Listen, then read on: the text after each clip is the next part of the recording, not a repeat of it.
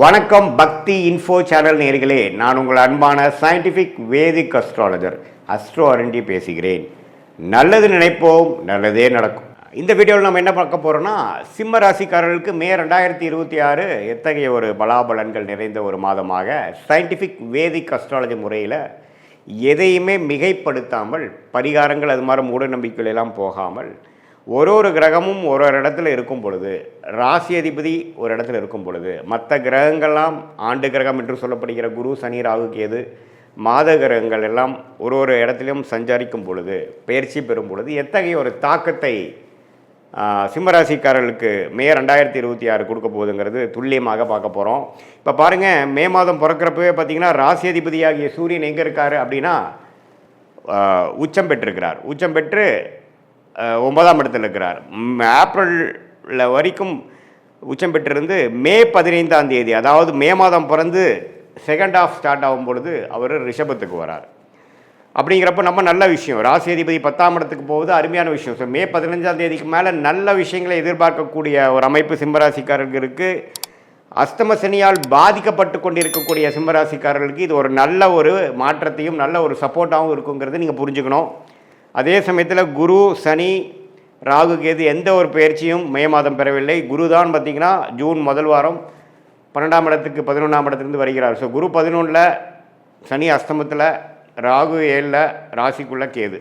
இப்படி ஒரு அமைப்பு இருக்கிறது சிம்மராசிக்காரர்களுக்கு ஒருவித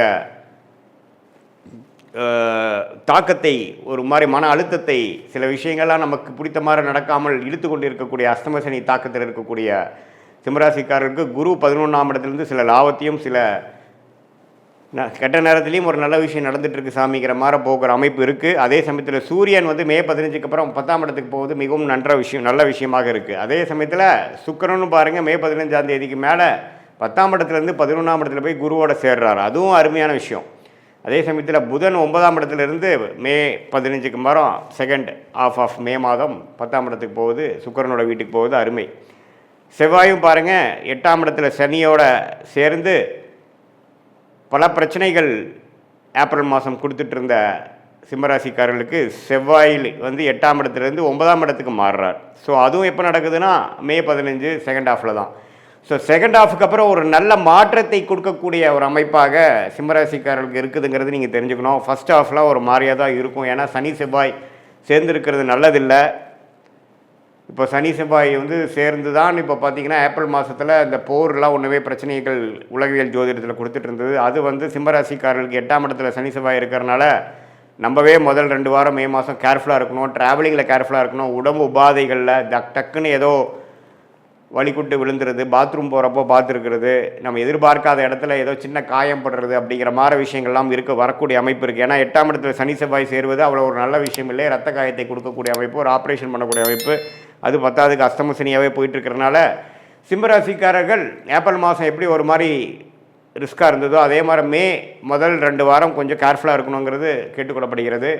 மற்றபடி மே 15க்கு மேலே கடைசி செகண்ட் ஆஃப், கடைசி 3வது 4வது வாரம் பார்த்திங்கன்னா நம்ம நல்ல மாற்றத்தை கொடுக்கக்கூடிய, இதுவரை சில தொந்தரவுகளும் பிரச்சனைகளும் கொடுத்துட்டு இருந்த சிம்மராசிக்காரர்களுக்கு ஒரு நல்ல முன்னேற்றத்தை, தொழில் முன்னேற்றம், வேலை முன்னேற்றம், நம்ம என்ன மாதிரி விஷயத்தில் இருக்கிறோமோ அதில் சில ரெகக்னிஷன், அதில் சில அச்சீவ்மெண்ட்ஸ், நல்ல டிரான்சிஷன் அப்படிங்கிற மாதிரி விஷயங்கள் பெறக்கூடிய ஒரு அற்புதமான ஒரு செகண்ட் ஹாஃப் ஆஃப் மேவா சிம்மராசிக்காரர்களுக்கு இந்த அஸ்தம சனி நடுவில் நமக்கு ஒரு நல்ல அமைப்பு கிடைக்குது. அது ஜூன் மாதமும் தொடரும்.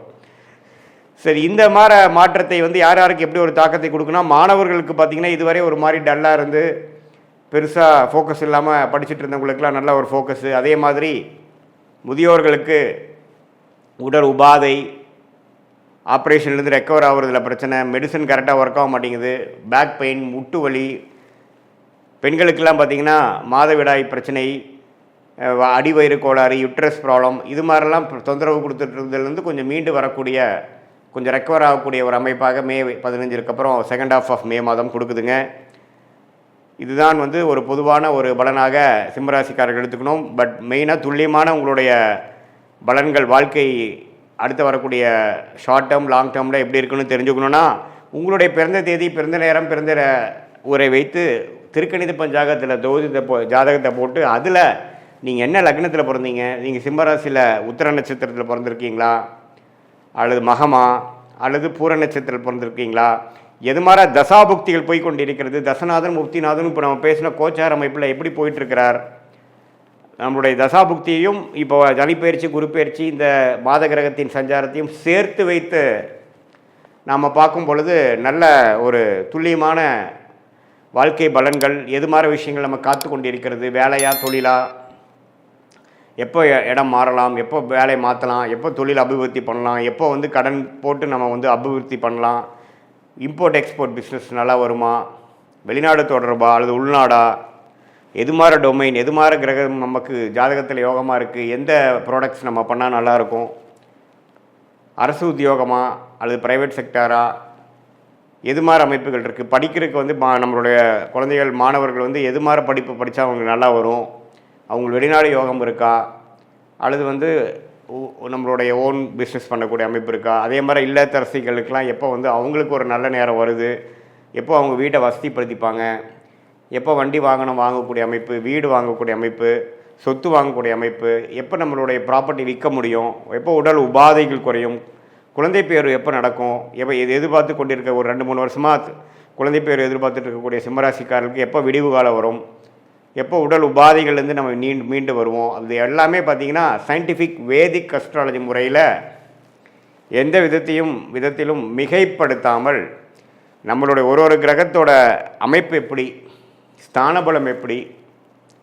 திக்பலம் எப்படி, திருக்பலம் எப்படி, இந்த அமைப்பெல்லாம் நம்மளுடைய ஜாதகத்தில் எப்படி இருக்குது, இப்போ நடக்கக்கூடிய செவ்வாய், புதன், சுக்கிரன், சூரியன் அது போன்ற கிரகங்கள் பெயர்ச்சி எது மாதிரி ஒரு தாக்கத்தை சிம்மராசிக்காரர்கள் கொடுத்து அப்போ என்ன மாதிரி தசா புக்தி அந்தரம் நடந்து கொண்டு இருக்கிறது, தசையை டிவைட் பண்ணால் புக்தி, புக்தியை டிவைட் பண்ணால் அந்தரம், அந்தரத்தை டிவைட் பண்ணால் சூக்ஷ்மம் லெவலில் ஆண்டு கணக்காக, மாத கணக்காக, குவார்டர் கணக்காக, 3 மாதமாக எப்படி நமக்கு இருக்குது, எது மாதிரி திசையில் நம்மளுடைய வாழ்க்கை திரும்ப போகிறது, என்ன சாய்ஸ் எடுக்கிறது நல்லது அப்படிங்கிறதெல்லாம் நம்மளுடைய கர்மாவின் வழியில் நம்ம தெரிந்து கொண்டு அதுக்கு தகுந்த மாதிரி வாழ்க்கையில் முயற்சிகளும் வாழ்க்கை சம்பவங்களையும் நம்ம அமைச்சு கொண்டு வேணால் அந்தந்த நேரத்தில் அந்தந்த விஷயத்தை சரியான நேரத்தில் செய்து தேவையில்லாத பொருள் விரயங்கள், தேவையில்லாத சமய விரயங்களை தவிர்த்து நம்மளுடைய